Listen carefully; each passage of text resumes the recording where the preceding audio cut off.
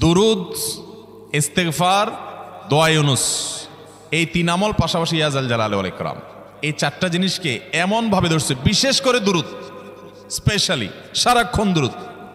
আল্লাহ রাব্বুল আলামিন এমনভাবে সহযোগিতা করেছেন, এমনভাবে উদ্ধার করেছেন যে কল্পনা করলে অবাক লাগে এখন যে এটা কিভাবে সম্ভব। ভাইরা আমার, এক সাহাবী নবী করিম সাল্লাল্লাহু আলাইহি ওয়াসাল্লামের কাছে এসে বলছে, ইয়া রাসূলুল্লাহ, আমি যে দোয়া করি এই দোয়ার মধ্যে আমি নিজের জন্য করব, আমার ছেলে মেয়ের জন্য করব, অনেক কিছু করব, এটা সেটা, রিজিক চাইবো, সুস্থতা চাইবো, অনেক কিছুই তো আল্লাহর কাছে চাইবো।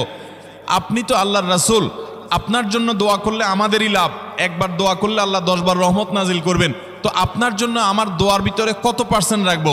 সাহাবী বারবার বিভিন্ন পার্সেন্টেজ বলছিলেন যে 3 ভাগের 1 ভাগ আপনার জন্য রাখি ইয়া রাসূলুল্লাহ, অর্ধেক রাখি, আরো বেশি করে রাখি।